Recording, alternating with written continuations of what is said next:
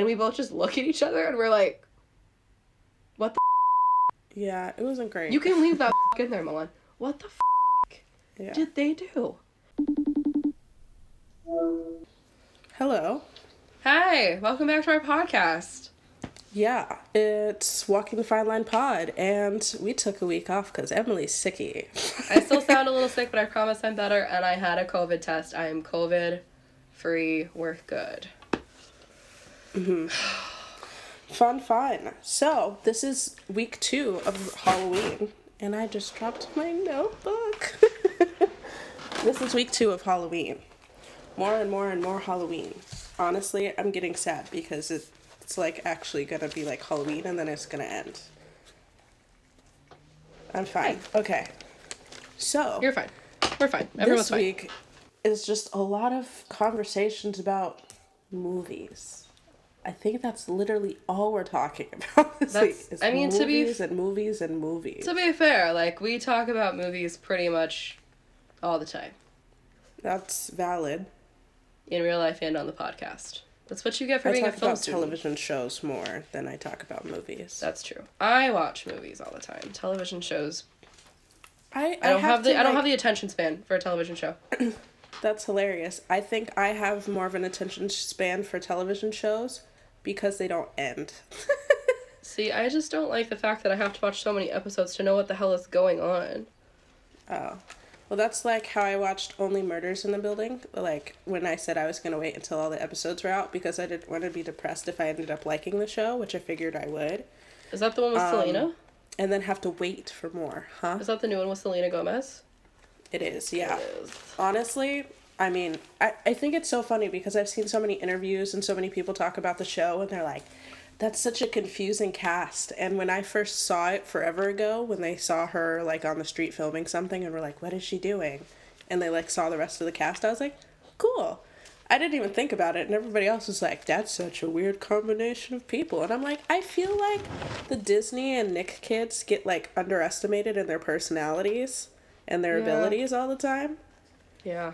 I mean, we literally just had this conversation about Ariana. Like, people think that she's really different than she is, but I'm like, if you actually watch them, like, interview and stuff, they're very different. Yeah. We were talking about that because people like to say that her and Pete Davidson didn't make sense for reference point there. Okay.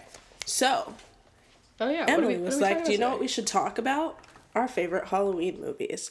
And are we going to talk about them in detail? Absolutely not. But. No, because that would take way too much time. And again, attention span. I don't have any, so. Yes. But the funny thing about this, you know, doing Halloween anything really, truly is that Emily didn't get to celebrate Halloween as a kid. No. So. No, I didn't. And I think we're going to touch a lot on that, I think, in the next episode. We have it planned because we're going to talk about what we enjoyed doing growing up for Halloween. Yeah. So I'll explain more later, but, like, I was a Jehovah's Witness when I was a kid, which a lot of people are shocked to find out. And, like, a lot of people, like, all of my friends, like, every single one of my friends have been completely shocked. Well, I mean, who you are as a person now kind of... Doesn't make any sense, right? Contradicts everything that a Jehovah's Witness would believe. Yeah. Well, I grew up in it. Grew up, air quotes there. I'm going to throw some air quotes there, because I grew up in it till I was about maybe 6. I think the last time I attended the Kingdom Hall, that's what they call, like, their church, air quotes there, is the Kingdom Hall. The last time I attended, I was about 6. My family decided to go in a different direction. We actually ended up, my family owns a holistic wellness center, so that really goes against everything. So my mom and my grandma kind of decided that maybe we didn't exactly agree with all of the thoughts there. So I didn't watch, like, very many Halloween movies when I was a kid because of that, specifically.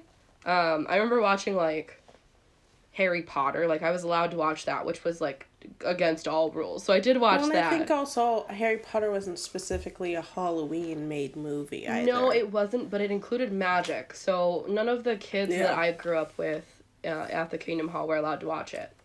Yeah, no, I know a lot of people who weren't allowed to watch Harry Potter, but even outside of being a Jehovah's Witness. Yeah, no, I feel like a lot of parents questioned Harry Potter when it first came out. Like, Christians and Catholics, I know a lot of people who weren't allowed to watch it. Well, that was, like, the only movie that was, like, Halloween-related, air quotes there, too, Halloween-related, that, I was allowed to watch. But I started watching Halloween movies, probably when we stopped going, but we still didn't celebrate a lot of things or, like, involve ourselves in a lot of things. So I didn't actually start watching Halloween movies until I was probably 14 or 15. Well, lucky for you, that means that you probably missed some of the being scared of them, except for you're still afraid of Halloween movies. I don't like certain Halloween movies. You don't like the ones that everybody gets hyped over when they come out every year. Yeah, no. No. Yeah, like, you'll understand. Like, let's jump into, like, our list, and, like, you'll understand what I like. So... Yeah. Let's go through Emily's list first so you can see what I mean, and then we'll say my list, and then you'll see what I mean. The other thing is that, like, I feel like my list is so, like, black and white. Like, there's so much contrast and nothing in between. I feel like there isn't very much contrast in mine. I think they're all the in-betweens. Yeah, you have a lot of in-betweens. Like, so we were, like, sitting down talking about it and, like, literally just, like, wrote down, like, what movies we loved. And this is... this is funny because we've done this almost every year together for the last, like, 4 years. Only this time we're separate, because usually we're writing it down so that we can decide what to watch together. Like, also, at our apartment. Just so you know, Emily, I did see this TikTok where they were, like, doing these, like, fun Halloween things where they'd, like, pull out a thing and then eat a food and then pull out a name and watch a movie, and we should still do that. We can attempt. We'd have to, like, do it together and, like, go to the store and then, like... Yeah. Come back and watch the movie on, well, like, I'm hoping we'll pick things that are, sites. like, easy to, like, get, you know? Yeah. Okay. So, kicking off my list is Halloweentown. We're not going to do a lot of description, because screw that. But specifically, I love Halloweentown, Halloweentown 2, and Halloweentown High. I don't know why they didn't keep her in Return to Halloweentown. I don't understand. Nobody knows. I love her. She's on TikTok. I follow her. Also, she's too. married to that one guy that was also in Halloweentown. He played Cal. Yes. Her name is Kimberly J. Brown, by the way. Yeah, I and know. she's married to Cal. Yes, Cal. Say no more description. No more description. We're never going to get done with this if we don't. So, yeah. I also love a lot of, like, the Disney Channel originals. Like, I love Girl vs. Monster. And then I get into more of Paranorman, some of, like, the more kiddie ones, Haunted Mansion. It's The Great Pumpkin, Charlie Brown. I love that movie. Every year I have to watch it. Hocus Pocus. And then from there, I tend to like things like Nightmare Before Christmas, Corpse Bride, Beetlejuice, obviously. We talked about that. And we'll talk about it more today. Maybe that's an in-between. That's kind of an in-between, yeah. Edward Scissorhands, Casper. I actually just watched the Scooby-Doo movie last night with, I consider that Halloween related, but with Freddie Prinze Jr. and, Matthew Lillard and all the names I continue to forget. I also really love, like, the Munsters, Twilight Zone, the Addams Family TV show, like, the older ones. And then from there, that's when Mulan gets confused because I love, like, the old school original Friday the 13th, the original Halloween, the original... I don't get confused about it.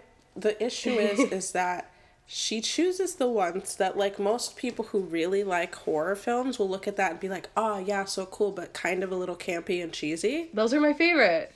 Those are the ones she likes. It's the ones that are actually scary that she can't do.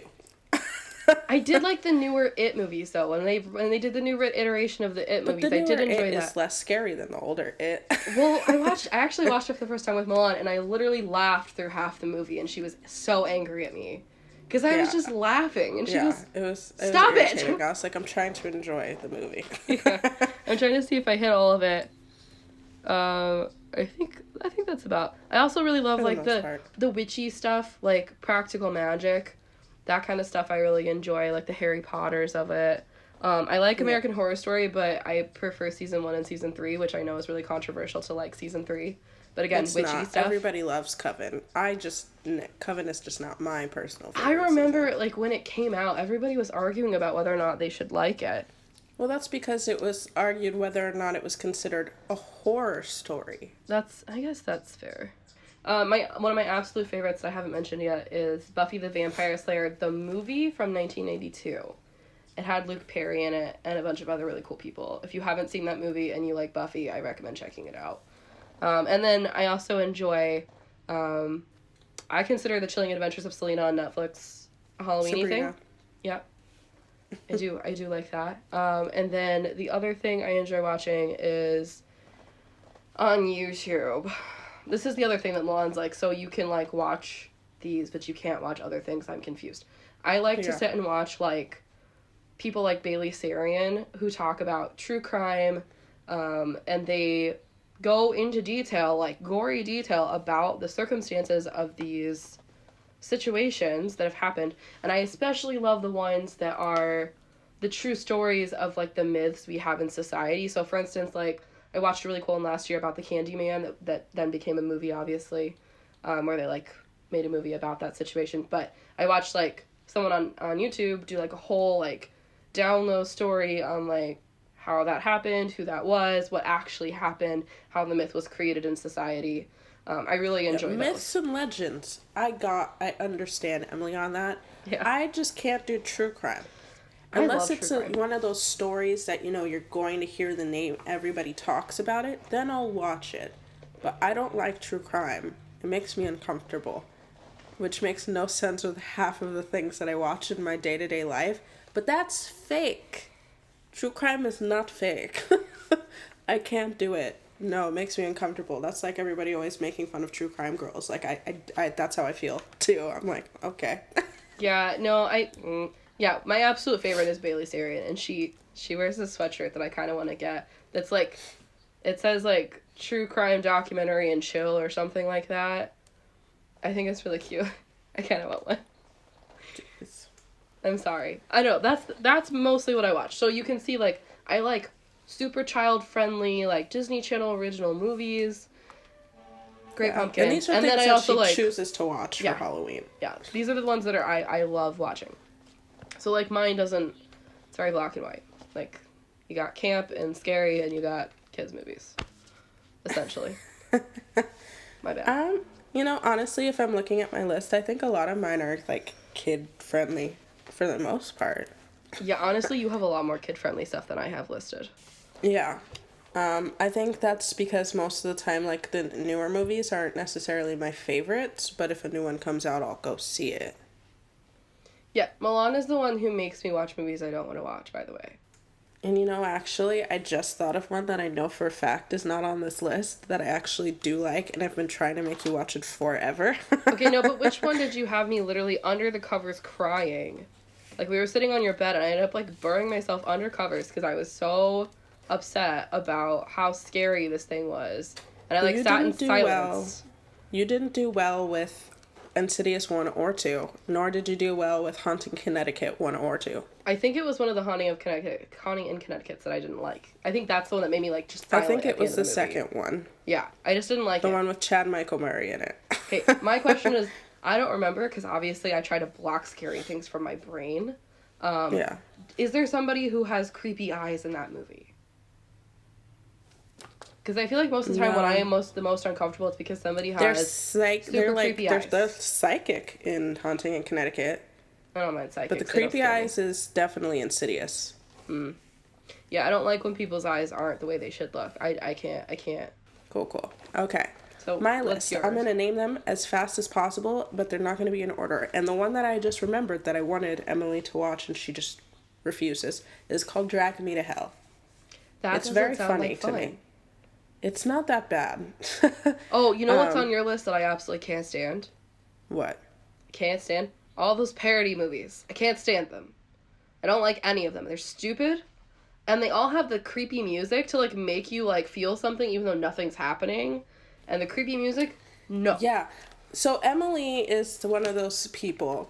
This is one irritating film trait she's gained, is that, you know, she'll look at a story and go, I know what's going to happen already, because she knows the film, but she'll repeatedly say it out loud, whereas I keep it to myself. But yet, The most stereotypical music scary sting is what her up. I don't like it. Okay, so my list. Gonna name them really fast. Minus, I just have to say this. The Little Vampire. Oh, you've heard that one. She talks about that at least once a month. Yeah, I wish. I used to watch it every year when I was a kid, and it was so good. And I wish that they maybe they do show it on Disney, and I just don't watch Disney, so I don't know. But, like, it's nowhere. I can't find it anywhere. But there's apparently an animated version on Netflix, which I don't know how I feel about that. That's weird. Twitch is 1, not 2. Halloweentown, I love the first 3. Also, I do love the story of Return to Halloweentown. It's a kind of off-putting. To see a different person. Because it's all the same cast. They brought back all these people except for her. Yeah, well, and also they play the character very differently, and I think if they would have at least tried to play the characters the same, then it would have felt a lot less jarring. And then, of course, I have the Insidious series, which Emily does not like. I have A Cabin in the Woods, which is obviously, like, parody of all horror movies, especially Evil Dead, which Emily refuses Evil Dead. I don't know why. You know what? I will get to a lot of these movies, but I've probably watched... For someone who hates scary movies, like that kind of scary movie, the ones that are, like, not the campy ones, you know? I've probably watched 20 of them in my lifetime, and I have never enjoyed it. Yeah. I enjoy, like, this, like, the scared feeling. I like that. Probably 10 of those because of me. Yeah, I enjoy, like, feeling scared. I love, like, the jump scares, like, that, like, tearing in your gut. Like, I like that kind of stuff, but at the same time, like, I just can't do it. Like, I don't... Yeah. I gotta talk to my therapist about that. Yeah, you do. Then I have The Orphanage. Great movie. Actually terrifies me, but I watch it all the time. The Purge series, I do actually love. I haven't seen the last one, but I like The Purge. I enjoy it. Not the actual concept of it, because, like, if that actually happened, I'd probably cry. The Final Destination series, I haven't seen the last one of that either. No. She needs to tell you. She makes me watch one of them repeatedly. Which one is it? It's your favorite. I've watched it like 3 times. You watch The Final Destination. I think it was. No, I've made you watch. Which one was it then? Parodies of, like, of, like, horror films, but I've never made you watch The Final Destination. Yeah. Final Destination 3 ruined my childhood. It made me afraid of roller coasters for probably multiple years. Then the Scary Movie series, not 5, awful. Get Out, I love, but also makes me want to cry and die. Casper Meets Wendy, specifically. Paranormal Activity 3 only. Beetlejuice, of course. Nightmare Before Christmas, of course. Corpse Bride. The Haunted Mansion, absolute one of my favorites. Hocus Pocus, like, everybody loves these ones. And then I have Edward Scissorhands. I don't personally consider Harry Potter or Fantastic Beasts, like, Halloween, but I do just watch them probably from September through Christmas. I was gonna say, I feel like my family tends to watch, like, my grandmother and my brother and I all are obsessed with Harry Potter.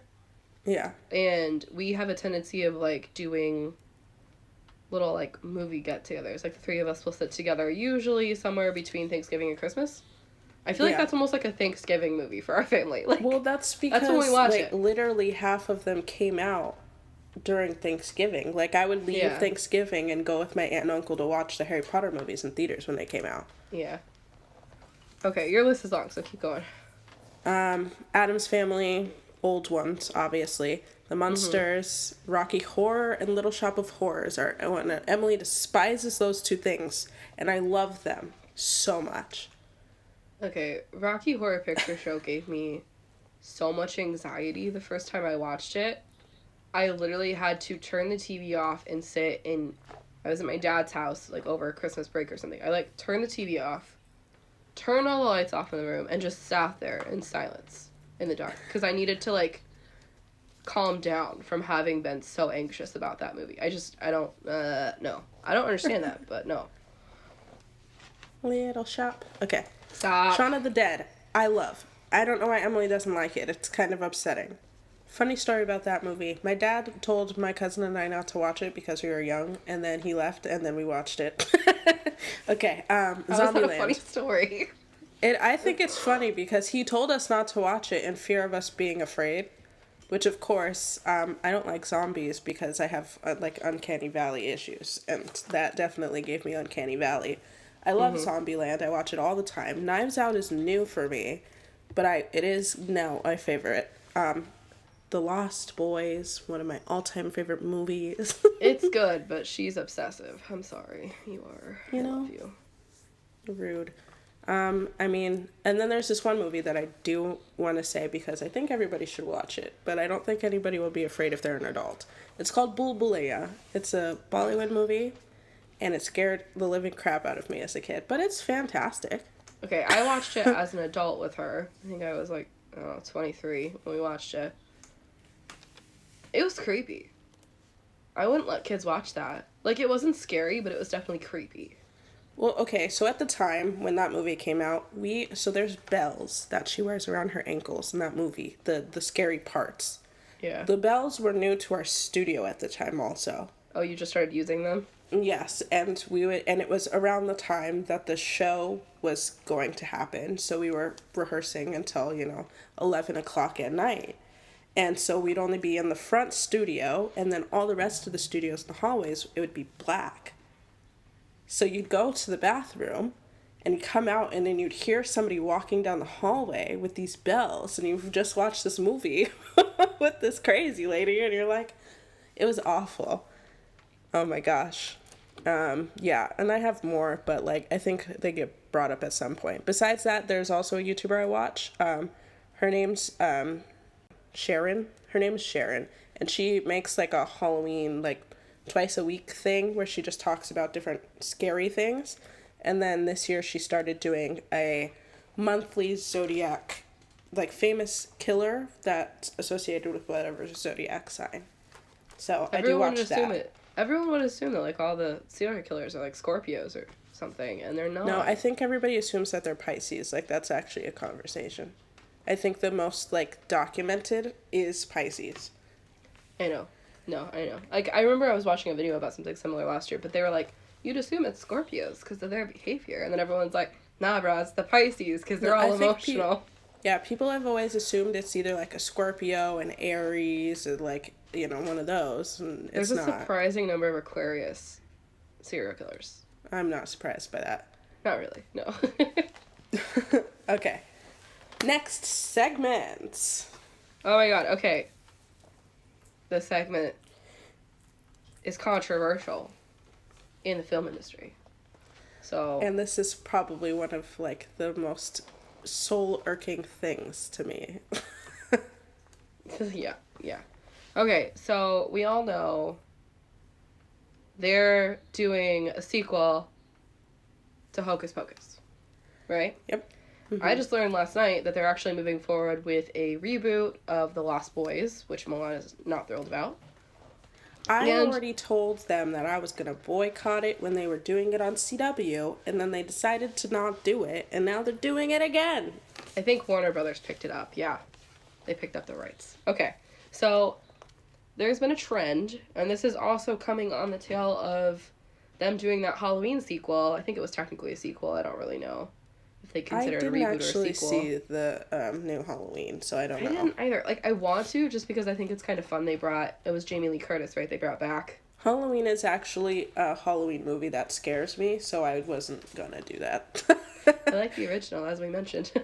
Yeah. But they have started doing this thing, and I mean, they've been doing it for a couple years now, but it's getting more and more ridiculous where they go ahead and say, well, it's been 20 years, let's remake it. Yeah. Why? Sometimes not even. That's my question. That's my question. Every once in a while. In fact, we started talking about the subject because I think, I don't know if you brought it up or I did. We started talking about it and we were like, this is prominent in Halloween movies specifically. There's a lot of this happening in the Halloween movies. And we were talking about it and we were like... 30 sequels. Yeah. There was the reboot of Nightmare on Elm Street, the reboot of Friday the 13th recently, the reboot of The Omen, the reboot of Texas Chainsaw Massacre. I cannot in 3D. Oh my god. So they have just started picking through all of the classic Halloween movies and just saying, well, it's been 20 years. Let's reboot. And by the way, these remakes aren't bad. Like, they're not bad at all. It's not just necessarily. they keep doing these remakes instead of just making a new story. Yeah, they even did it with It. Like, I enjoyed the newer It movie. I thought, like I said, I thought it was funny. But, like... I mean, it's okay. I kind of just don't like clowns terribly, but yeah, I think the older ones are scary. There's a question if the clown thing is an Uncanny Valley thing. I don't know, man. I disagree with that, which we've already talked about. I know. So I'm going to let Mulan take over here, because she had something to say about the way that they're trying to, like, make it meta.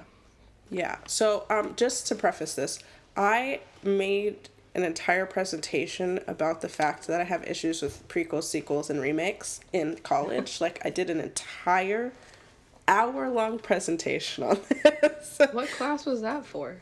It was for one of my movie classes. Huh. I'm not sure which one now.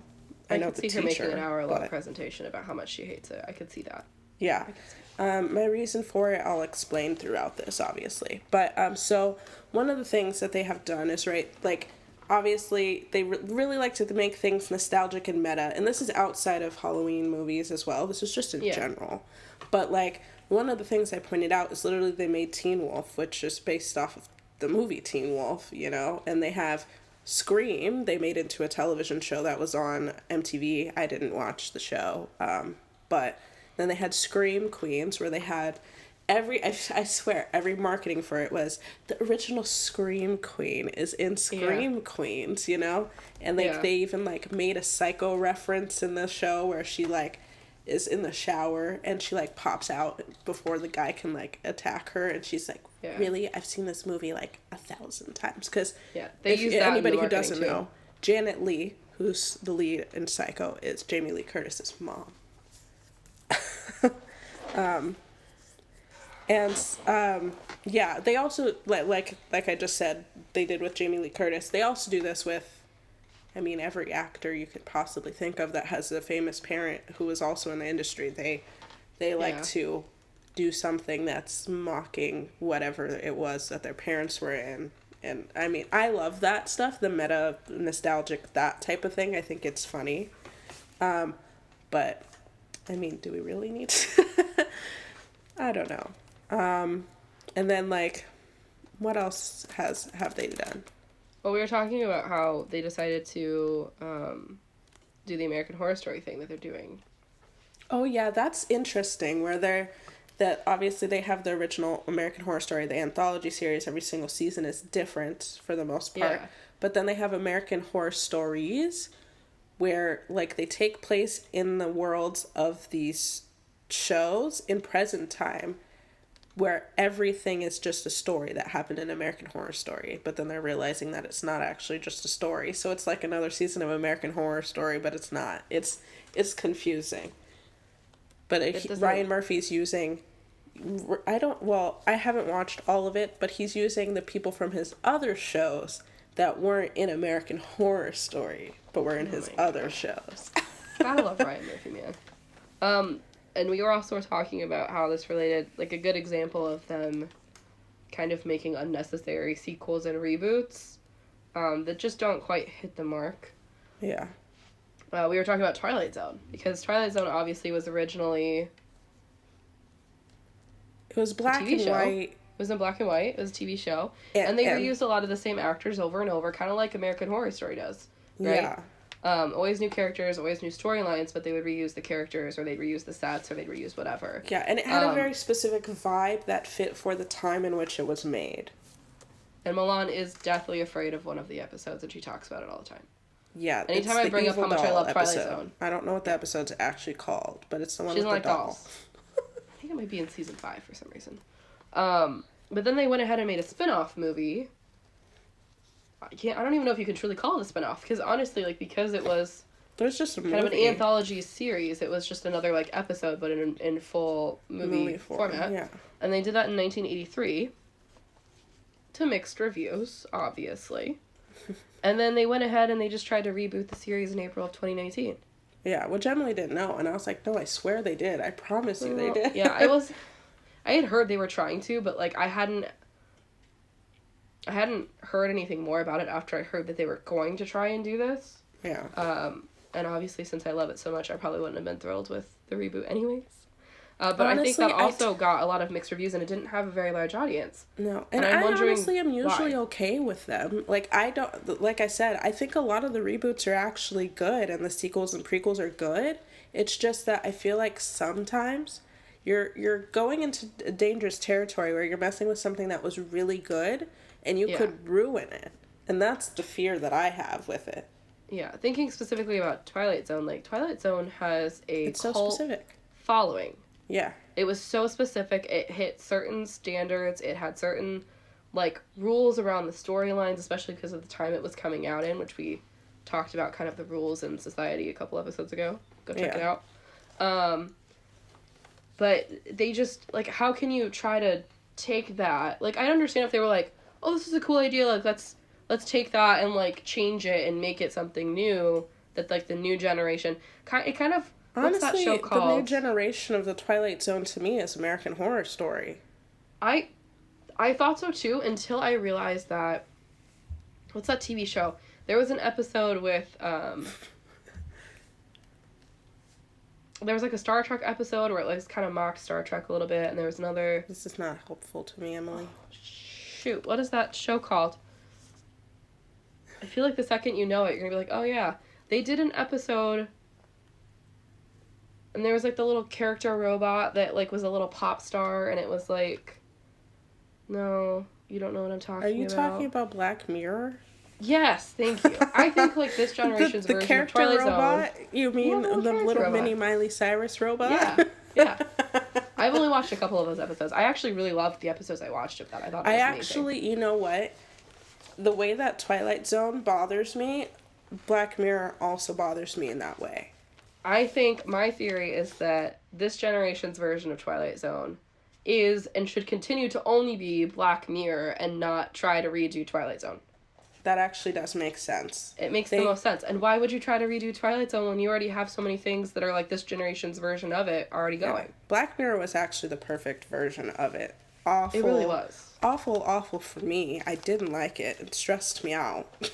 But, like, it makes perfect sense because Twilight Zone also stressed me out. Yeah. Yeah. Okay.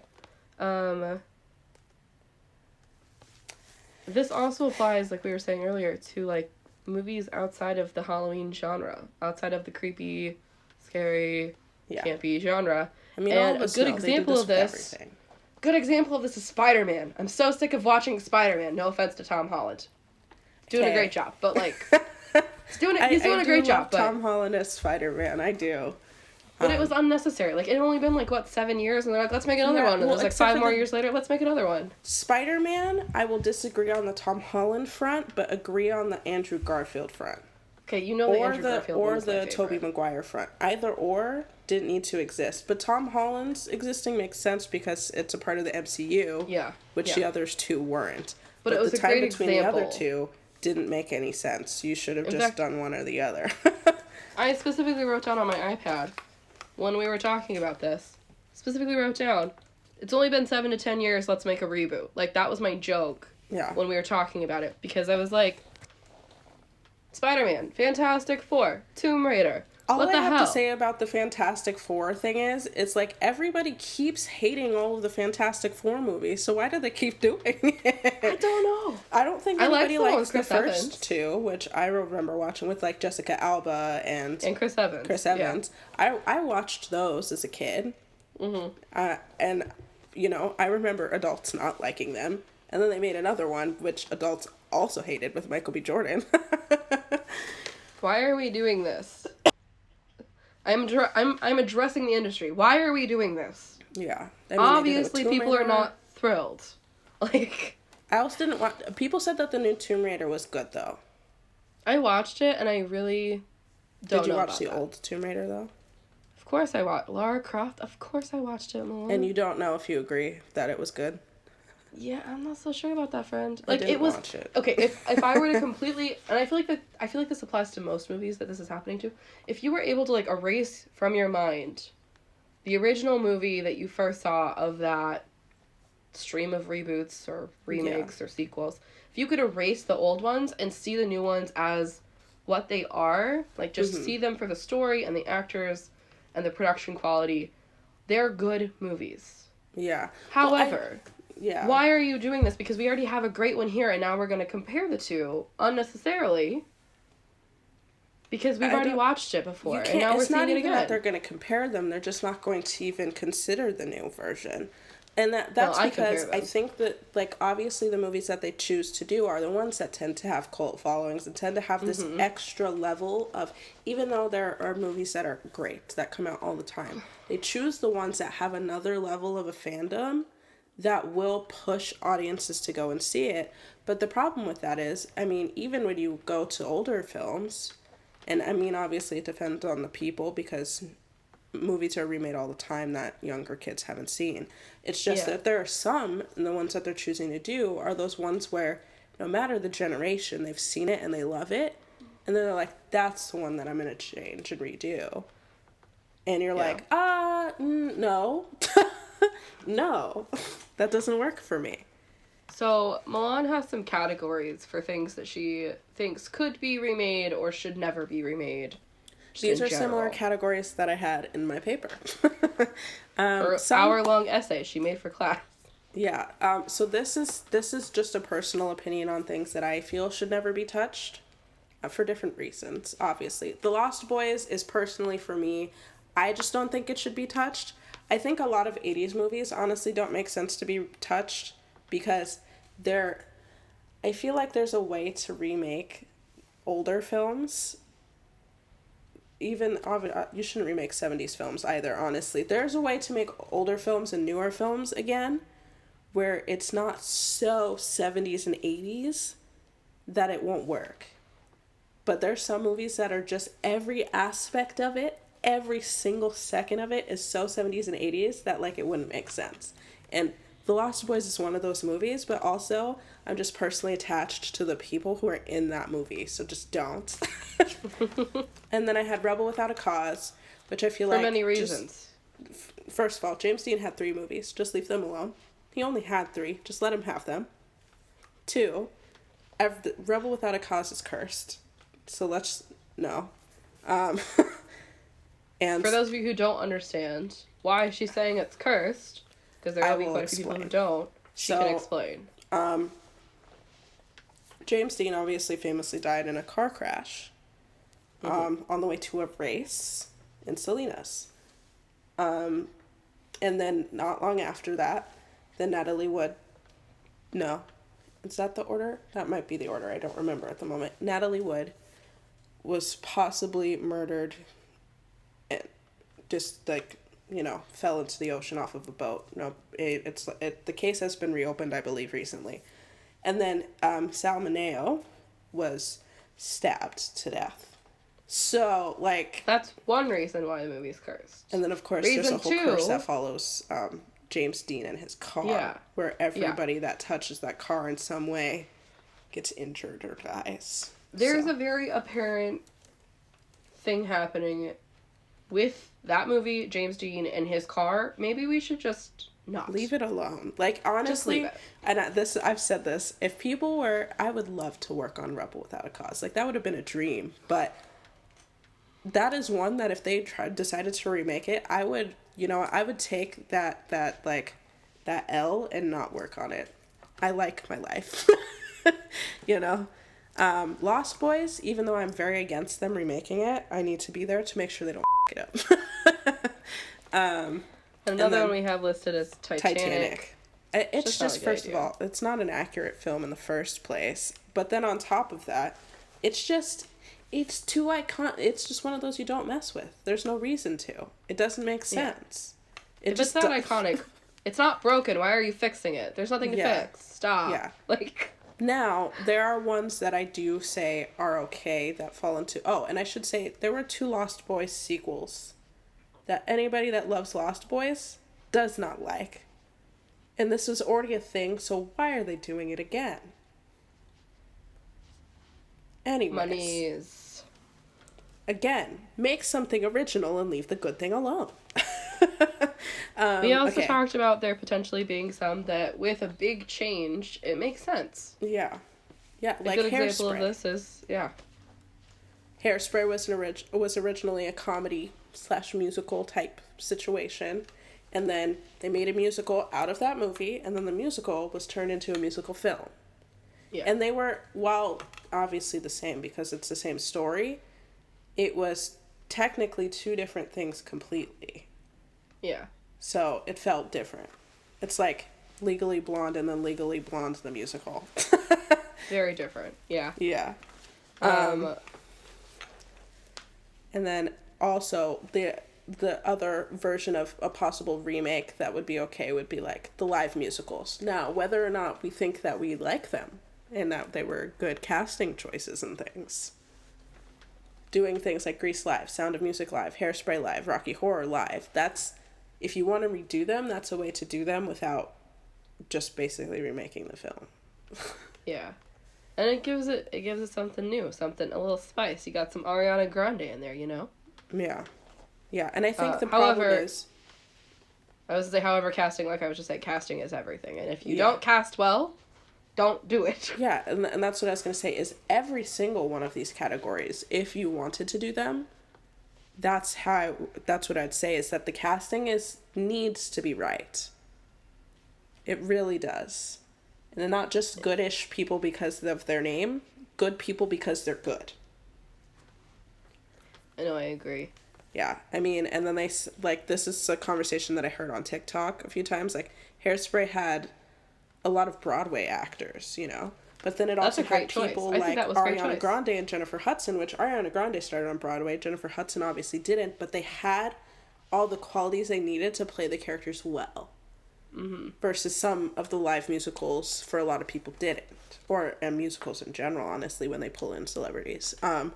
I think another great version, and I'm a little biased because I love these movies, but The Wiz and Cinderella with Brandy. Yeah. I feel like those remakes weren't really necessary, but I think at the time that they were made, having a black cast was a great choice. I think Cinderella was necessary really because it was the first time Cinderella was made in accordance to the musical. That's true. That is true. Yeah. Yeah. So Cinderella with Brandy, I felt kind of like it was a completely different story altogether. But with The Wiz, I did appreciate that, for sure. I loved The Wiz growing up. I thought it was so cool. Like, I adored The Wizard of Oz. I have a connection to that movie, but The Wiz was just beautiful. Yeah, as everyone else will agree. I used to beg my grandfather to record it. Like, once recording became an option on your DVR, you know? Mm-hmm. My grandpa was one of the first people in our family to have one of those. And I would beg him. I'd be like, Grandpa, please record The Wiz if it comes on TV. Yeah. Please record it, because I can never find it. Now, a version of The Wizard of Oz that's questionable, but I absolutely still did love, was the one with Ashanti. That came out in, like, 2003 or something. It was so random and so unnecessary, but also I was like, Ashanti, cool. I liked that one, too, yeah. Also, another category we have to hit and talk about in this whole reboot sequel baloney is, I literally wrote down, let's make all of our original work into live actions. Disney. Hi. Yeah, not just Disney. My name is Emily. What are you doing? Like, I love some of these movies, but, like, it's getting a little repetitive to see all these movies continually remade. And is there always an audience for them? Are they always doing them in a way that's, like, interesting? No, and questionable. That's the thing is, like, again, there's nothing wrong with a Disney animated movie. So I don't understand why they need to remake them in a live action form, even though, like, yes, classic films that they're remaking. People are so like, the fact that audiences keep questioning how they feel about this, even Disney adults are questioning live action movies, and they're Disney adults. Disney adults are obsessed with everything Disney, and they're questioning it. They're obsessed, and they're going... It's just like, why are you chancing that? I don't, it's, to me, it's a bigger chance to take something that's so beloved and redo it and possibly have people dislike it than it is to make something completely new. Yeah, they're literally like banking on the idea that these people who are feel nostalgic about movies from their childhood are going to bring themselves and their kids to these movies. Which, for some of the movies, like Beauty and the Beast, had a huge, huge success. Yeah. Lion King didn't. Like, it still did well. I'm not saying that they didn't make money on it. But, like, it's starting to get to the point where, like, we all feel... I'm speaking for personal experience, obviously, but we all feel overwhelmed. Like, there's so many of those coming out, and it's like, there is a lot. And I don't even think that's the issue. It's just, like... I mean, we'll come back to some of the other stuff, but, like, one of the biggest things is like, they pick and choose how they're going to tell these stories. You know, like, where people were talking about how Beauty and the Beast is shot for shot almost the exact same animation to live action. Most of the movie. Yeah. Most of the movie is that. And then they remake Mulan, which people in China Chinese people already had a problem with the fact that it wasn't true as an animation. Mm-hmm. To which then people who still loved the animation, they go, for Mulan, we're going to take out Mushu and we're going to take out all the songs. And then still made it with someone who a lot of people don't like because of her political beliefs when it comes to China as lead. Mm-hmm. And then still made it in a way that pretty much everyone disliked it anyways. Yeah. You know? So the Chinese audience who appreciated the fact that it was more accurate weren't thrilled with casting. Yeah. And the people who liked the original story and didn't want it changed didn't like it either. Yeah. That was a lose-lose situation. Honestly, the closest in-between that I can think of that was, like, good was Aladdin. Because, obviously, everybody was like, Robin Williams cannot be replaced. But people were cool with Will Smith. But I also think that was partially because the way that they shot it was they added all this extra stuff. They changed it a lot. Yeah, they changed a lot about it that made it feel still like Aladdin, but still feel new and different. Yeah. And I think, if I remember correctly, when I watched it, I remember thinking that Will Smith tipped his hat a few times at Robin Williams just to give him the little, like... He definitely There was a couple things that he kept in there that kind of made it feel like he was giving a nod where it was due. Which is one of the things that he talked about a lot, too, is how, like, how scary it is to get a role like that and how much pressure it is on someone. I bet. To, like, you know, pay homage to someone. I do have to say, it's not even just Disney doing this. Obviously, like, I'm kind of bashing Disney. Sorry, Disney. I love your movies. Still. Yeah. But Avatar: The Last Airbender, that's something that we need to talk about. I loved that series. People in our generation loved that series. And I'm over here going, hated that movie though. Oh my god. I took my little brother, Ian, I love him. He's about 4 years younger than me, right? So, he was obsessed with Avatar when he was growing up. It was his favorite show. He rewatched it like 1 billion times. Yeah. It was the only thing he ever had in his little DVD player in his room, right? When the movie came out, I was old enough to drive, I'm pretty sure.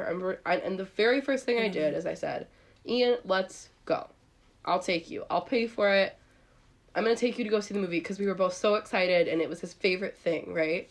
And we watch it and we both just look at each other and we're like, what the Yeah, it wasn't great. You can leave that in there, Mulan. What the did they do? It was terrible. Yeah. Horrifying. And they're trying to do it again. You've already screwed it up once. I'm just, like... And again, you're dealing with something that has a cult following. Yeah. Something that people absolutely adore to the point of wearing... I can't tell you the number of things when I went Christmas shopping for him that I found at Box Lunch. Yeah. Like, people are obsessed and they're like, let's just drag it through the mud again and see what happens. I think the thing is, especially when you take an animation and you make it live action, is that there are so many fantastical elements to an animation that are just realistically not something that would happen. So when you put a live action face on it, especially, first of all, if you don't cast correctly, but then beyond that, if the effects aren't correct, then it just doesn't work. That's how I felt about A Wrinkle in Time. I know it's not on our list. That's how I felt about that movie, because I read that book growing up so many times. Mm-hmm. And it just didn't that's how I felt about Vampire Academy. When they made that into a movie, and now they're making it into a show. But And then another thing that I wanted to talk about specifically that I have a problem with, I don't know if anybody else has a problem with this when it comes to animals and things like that, but when they change from like 2D to 3D animation for animals, it gives me this weird Uncanny Valley vibe. It's like when they used Paul Walker, though he had already passed away, and did that like digital thing. It freaks me out. There's something about it where it's like they look real but they're not. That makes me extremely uncomfortable. Do you want to explain what Uncanny Valley is to those of us who don't? Yeah, Uncanny Valley is basically the concept that anything that looks lifelike or human-like but isn't, there's something slightly off with it, makes people uncomfortable because it's not exactly right. It's not, there's just something. It's like why dolls, like porcelain dolls, because they look like kids, they freak people out. Or like why people are so afraid of the concept of ghosts or zombies, dead people, like all of that type of stuff. Like mannequins. Another good, mannequins. Me, it's the mannequins. Another good example, though, is the new android robots coming out that look humanoid, that bother people. It's that feeling. It's that, like, my gut is telling me this is wrong. Like, yeah. And that plays a big role for me personally into why those types of things make me uncomfortable and I just can't do it. Like, I remember I tried to watch The Lion King and I couldn't. I started it and I was like, I don't like it. And I also actually, which like, I feel bad because, you know, it's just the 25th anniversary of frickin' Blue's Clues, which was one of my all-time favorite shows as a kid. But like, I remember when the new Blue's Clues was coming out, and I was like, no. And simply because of the animation, it freaked me out.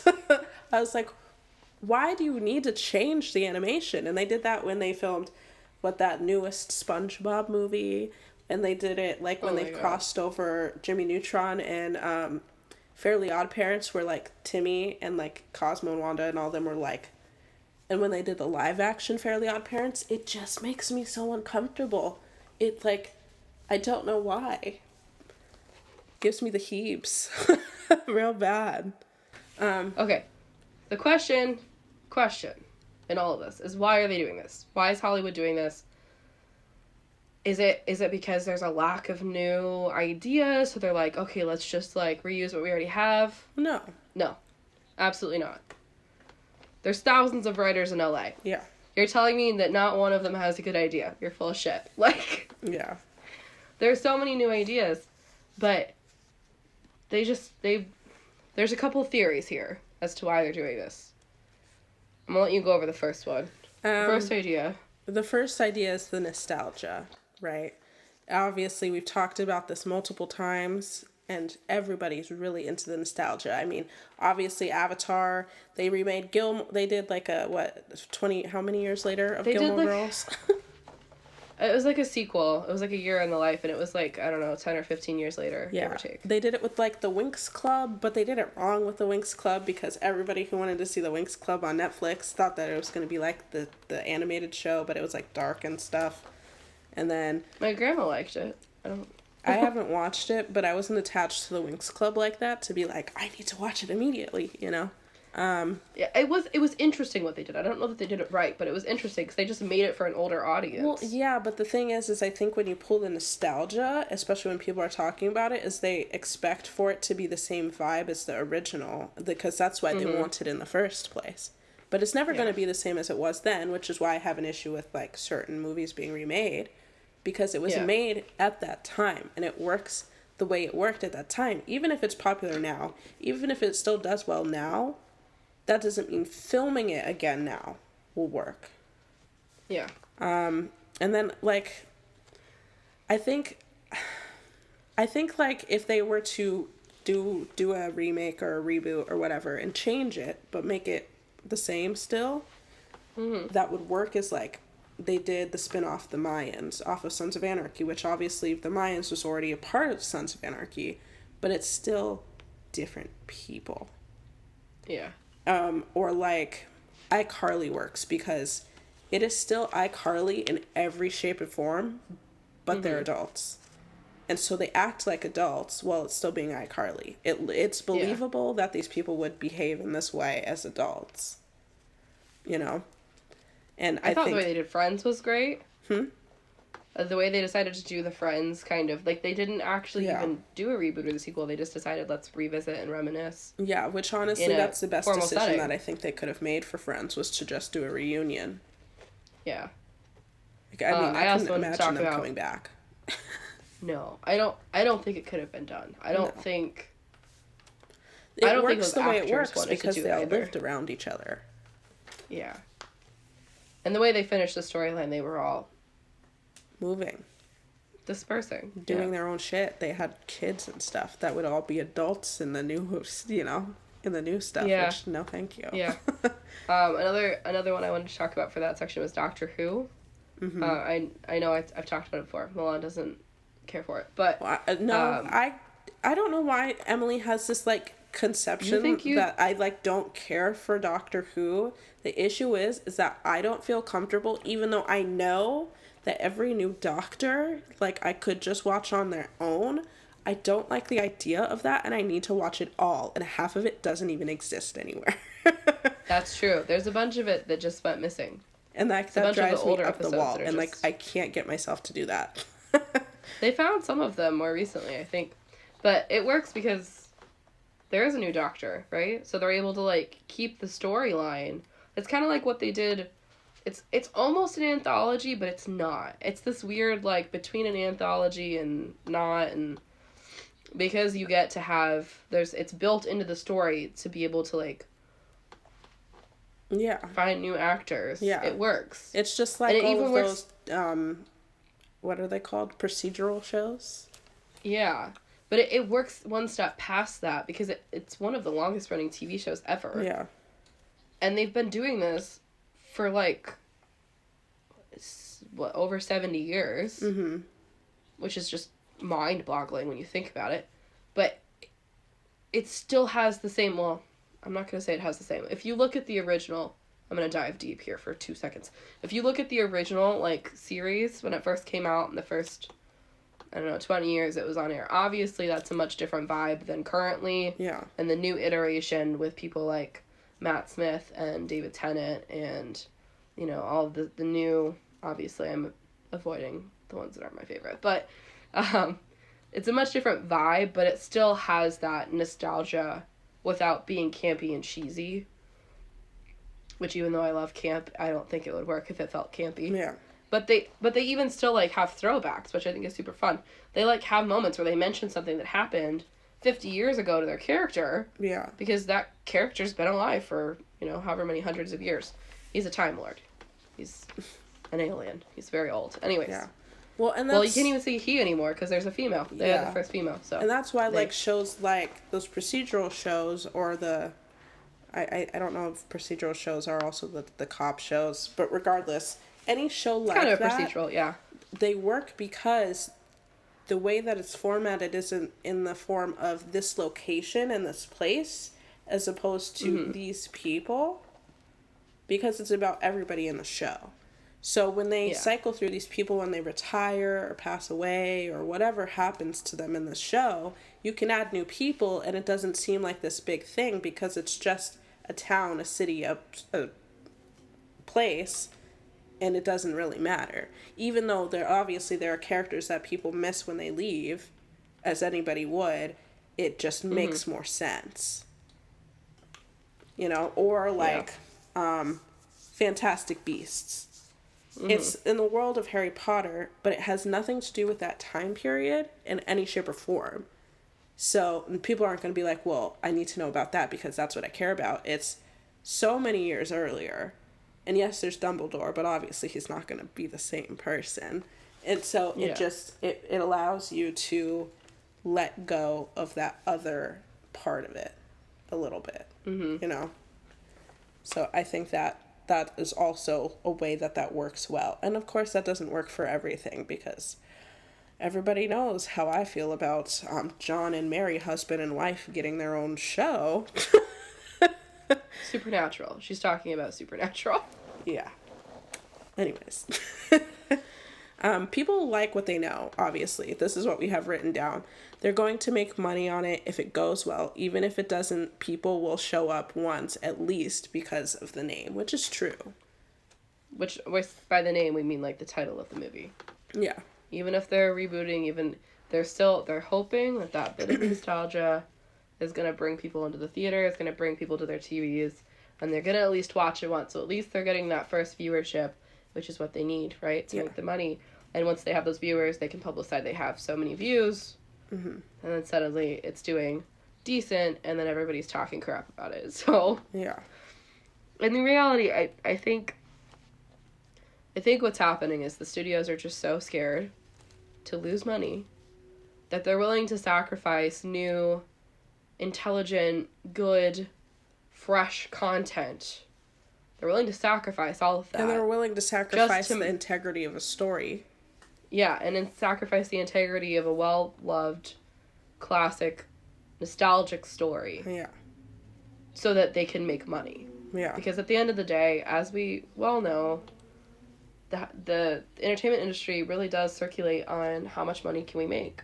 Yeah. How much money can we make? So, okay, but we're going to say goodbye now. Yes. Goodbye now. So this is the completion of this episode. Are we going to film another episode? I don't know, but we're supposed to. Anyways, so thank you for listening. But if you have not yet, please follow us on Instagram, Spotify, Amazon Podcasts, Apple Podcasts if we have that up yet. We're also on Podomatic if you want to look that up. Follow us on YouTube Twitter. And wherever else you can stream. Give us a like and 5 stars. Comment anything that you would like to hear from us. Anything you have to say about this remake, prequel, sequel situation that's happening all the time. I'm so sick of it. Yeah, and I think that's it. And Emily says no words. Goodbye. No, I know. No, my internet connection's shady.